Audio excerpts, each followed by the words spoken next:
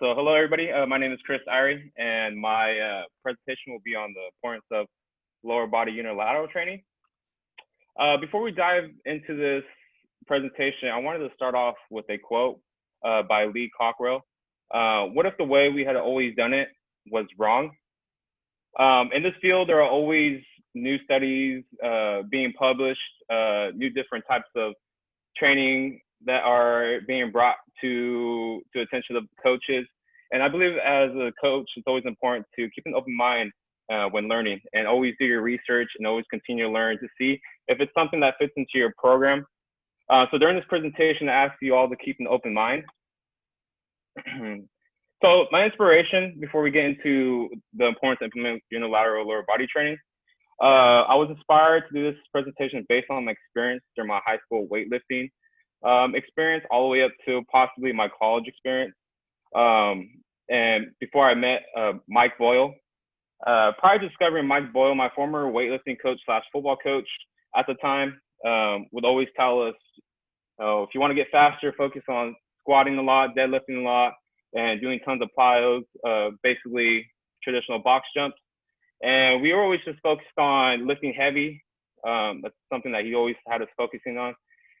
So prior to discovering, so when I discovered Mike Boyle, I listened to his functional strength coach, which challenged my thought process about substituting traditional core lifts for untraditional unilateral lifts into my programming, and understanding the why behind unilateral work.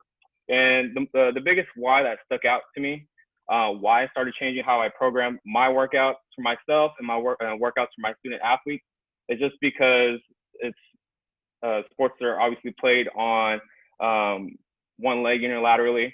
And something that attracted my attention as well was injury prevention. Next slide. Oh, great.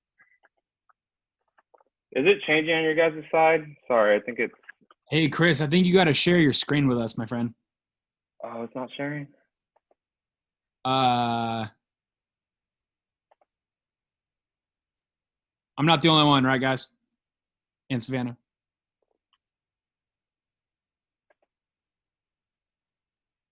Are you able to share screen there, Chris? Yes, that's totally forgot to do that.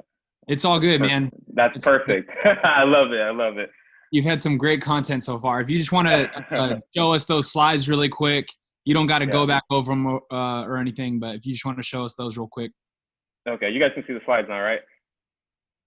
Perfect. Okay, so here was the quote, my inspiration, and then starting the what it is. So basically, it's just like the name states. Lower body unilateral training is the use of one leg. Unilateral training can be done in all three planes of motion. To this day, there continues to be a debate between which is better, unilateral versus bilateral training. However, the choice depends on the performance goals of the student athlete and the preference of the coach. This PowerPoint is not to make anybody drop all bilateral training and jump over to unilateral training. It's just to add something into your toolbox and get you guys thinking. For those who think, some may get a misconception about unilateral training and think it's just only meant for body weight. It is not. You can load nearly enough weight on any unilateral strength training, strength exercises, added resistance training. This can include split squats, single leg deadlifts, exercises like that. To most effectively improve performance, resistant exercise should closely resemble the mechanics and forces required to perform necessary skills to help that athlete succeed on the field, court, or any other sports. So advantages for lower body unilateral training. There's 6 advantages that we'll be covering. We'll go ahead and just break it down by each slide. So sports are played on one leg. Any sports that involves running will require most actions to be performed off one leg. When sprinting, throwing, cutting, or jumping, it's rare for both feet to be on the ground simultaneously. So as you look down in the bottom left, Marshall Falk, he's changing direction, just like the athlete on the top right, the soccer player. And then on the bottom right, we have a track and field athlete by the name of Taylor.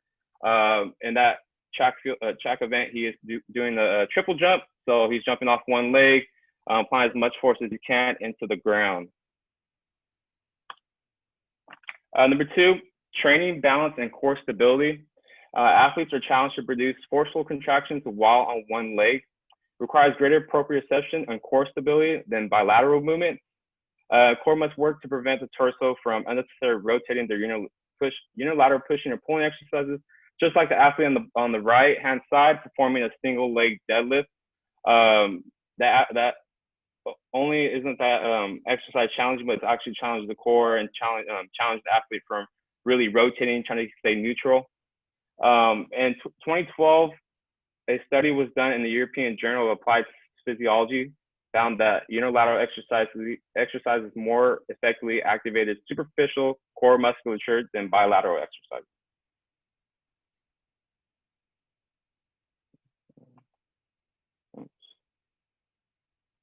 Sorry about that. Number three, each side must do an equal amount of work. I don't know why I keep saying that. Each side must be doing an equal amount of work. Sports can cause athletes to, they get used to performing these movements over and over. So it develops an imbalance in the body. This can cause a muscular imbalance, which impairs student athletes' athletic performance, as well can cause an injury. So right here, we have an athlete doing a single leg split squat or Bulgarian split squat with dumbbells. It's challenging the athlete to do the equal amount on each leg. So instead of a bilateral exercise like a squat, we'll get into it in the next slide, but it creates a bilateral deficit. Let's go and jump into that. So the bilateral limb deficit is a phenomenon. It's a difference in maximal or near maximal force generating capacity of muscles when they are contracted alone or in the combination with the contralateral muscles. So a deficit occurs when some unilateral forces is greater than the bilateral force. The underlying cause of the deficit remains unknown. However, the explanation occurs due to the differences in the antagonist muscles co-activation between unilateral and bilateral contractions. Number four, cross-education effect and rehab. So training one limb can cause strength gains and contralateral untrained limb. A recent meta-analysis in the European Journal of Applied Physiology found that cross-education and unilateral exercises produces, on average, an 11.9 increase in contralateral strength. So maintaining strength in an injured limb. In this picture, you'll see an athlete doing a lateral step up for Bryce Harper, and then on the bottom left, you'll see an athlete pulling the sled, a lateral pull. These two exercises are great in improving groin health and mitigating groin strains in sports. In a NSCA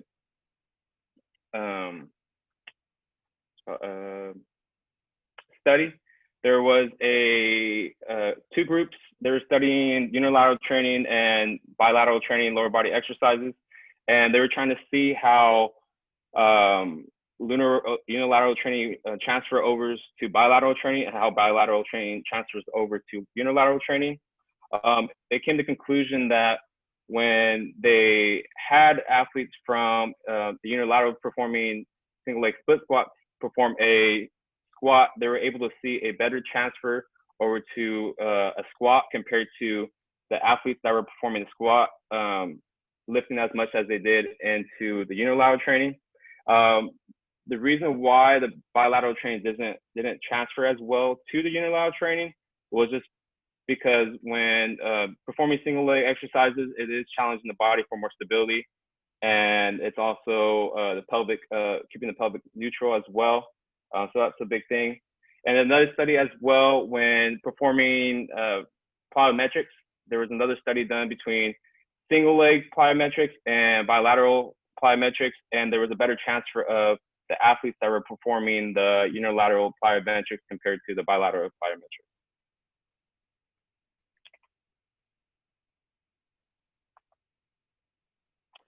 Number five, generally won't be limited by your core. Unilateral exercises are generally limited by the limb doing the work. Legs will give out first compared to a back squat where the back may give out first. Number 6, very tall athletes tend to handle them better. Unilateral training is friendlier to taller athletes because there isn't as much ankle and thoracic spine mobility required during the single leg variations. And a majority of the time too, very taller athletes struggle to get in the deep squat just because of the biomechanics and just because the length of their femur, things like that, where it's easier for a shorter athlete to perform a squat and get deeper than the taller athlete. But just because you're short doesn't mean you'll still perform a perfect squat.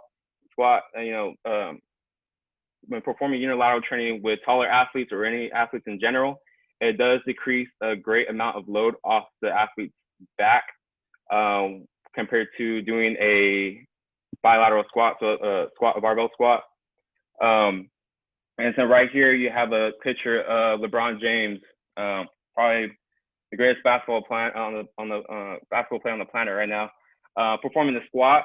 And you can see he's struggling even with widening out the stance of the squat. So this is something where you can maybe substitute that exercise for a split squat of some sort.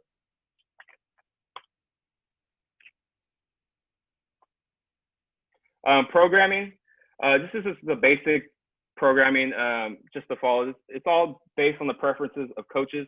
I just wanted to show how you can implement into your program. So you can set a day where upper body pull and lower body unilateral push. So you can just focus on one day of lower body training, just doing unilateral work. Unless you want to implement bilateral training for the lower body as well, you can. But the thing I suggest the most is when you are performing unilateral training, for example, a Bulgarian split squat, I recommend doing it in the beginning of the format of the exercises, just because it can be a little bit more challenging and tiring for the student athletes to perform a quality rep. Another example right here is all unilateral training. You can just lower body pull and lower body push. You can focus on all single leg exercises.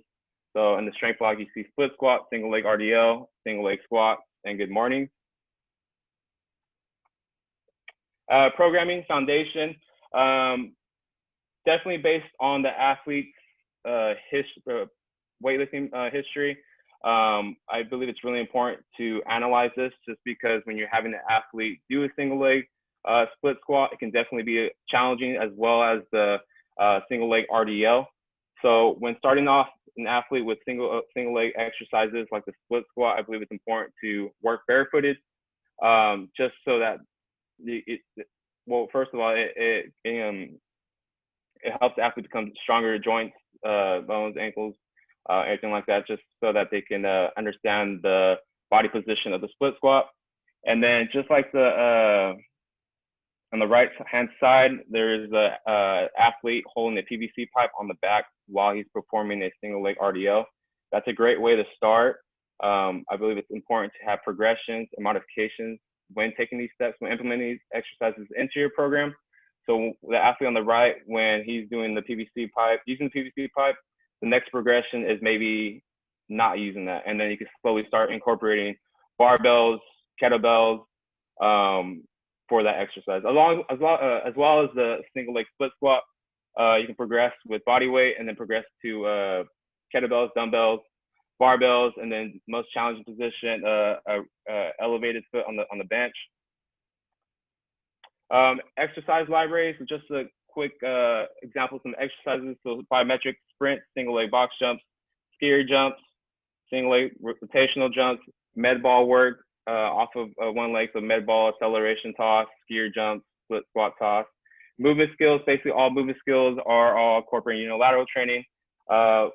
Just like we covered in the previous slides, lower body pull, so single leg RDL variations, kettlebells, dumbbells, barbells, resistant bands, single leg bridges, good mornings, lower body push, so lateral squats. Lateral squats are really key.